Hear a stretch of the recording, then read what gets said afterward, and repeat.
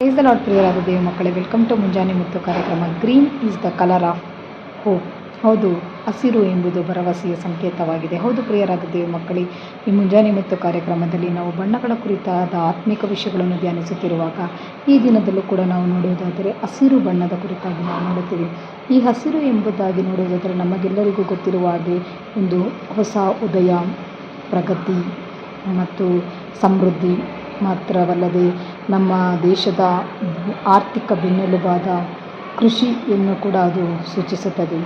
ಹೌದು ನೋಡಿ, ಈ ಹಸಿರು ಬಣ್ಣವನ್ನು ನಾವು ನೋಡುವಾಗ ಒಂದು ವಿಷಯವನ್ನು ನಾವು ತಿಳಿದುಕೊಳ್ಳಬಹುದು. ಯೇಸು ಕ್ರಿಸ್ತನು ಕೂಡ ನಾನೇ ನಿಜವಾದ ದ್ರಾಕ್ಷಿ ಬಳ್ಳಿ ಎಂಬುದಾಗಿ ಹೇಳುವುದನ್ನು ನಾವು ನೋಡುತ್ತೇವೆ. ಮಾತ್ರವಲ್ಲದೆ ಆತನೇ ಹೇಳುತ್ತಾನೆ, ಒಣಗಿದ ಪ್ರತಿಯೊಂದು ಕೊಂಬೆ ರೆಂಬೆಗಳನ್ನು ಕಡಿದು ಬೆಂಕಿಯಲ್ಲಿ ಹಾಕಲ್ಪಡುತ್ತದೆ ಎಂಬುದಾಗಿ. ಆತನು ಕೂಡ ನಮ್ಮಿಂದ ಈ ಹಸಿರಾಗಿರುವ, ಸಮೃದ್ಧಿಯಾಗಿರುವ, ಫಲವತ್ತತೆಯಾಗಿರುವ ಒಂದು ಜೀವಿತವನ್ನು ಬಯಸುತ್ತಾನೆ.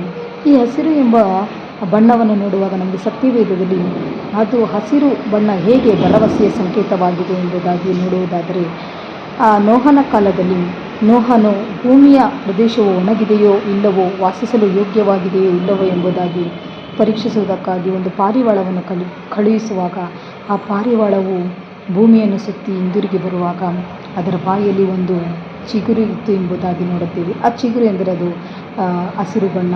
ಅದನ್ನು ನೋಡುವಾಗ ನೋಹನಿಗೆ ಒಂದು ಭರವಸೆ ಬಂತು, ಭೂಮಿಯು ಒಣಗಿದೆ, ನಾವು ಆ ಭೂಮಿಯೊಳಗೆ ಪ್ರವೇಶಿಸಬಹುದು ಎಂಬುದಾಗಿ. ಅದೇ ರೀತಿಯಲ್ಲಿ ನಮ್ಮ ಜೀವಿತದಲ್ಲೂ ಕೂಡ ಎಲ್ಲ ವಿಷಯಗಳು ಕೈಬಿಡಲ್ಪಟ್ಟ ಪರಿಸ್ಥಿತಿಯಲ್ಲಿ, ಯಾರೂ ಸಹಾಯಕರಿಲ್ಲದ ಪರಿಸ್ಥಿತಿಯಲ್ಲಿ ಯೇಸು ಕ್ರಿಸ್ತನು ನಮಗೆ ಹಚ್ಚ ಹಸಿರಿನ ಭರವಸೆಯ ಸಂಕೇತವಾಗಿದ್ದಾನೆ. ಮಾತ್ರವಲ್ಲದೆ ಆತನು ಕೂಡ ನಮ್ಮಿಂದ ಹಚ್ಚ ಹಸಿರಾಗಿರುವುದನ್ನು ಬಯಸುತ್ತಾನೆ. ಅದಕ್ಕಾಗಿ ನಾವು ಮಾಡಬೇಕಾಗಿರುವುದು ಜ್ಞಾನೋಕ್ತಿಗಳು 11ನೇ ಅಧ್ಯಾಯ 28ನೇ ವಾಕ್ಯದಲ್ಲಿ, ಧನವನ್ನೇ ನಂಬಿದವನು ಬಿದ್ದು ಹೋಗುವನು, ಸದ್ಧರ್ಮಿಯು ಕುಡಿಯ ಹಾಗೆ ಚಿಗುರುವನು ಎಂಬುದಾಗಿ ಬರೆಯಲ್ಪಟ್ಟಿದೆ.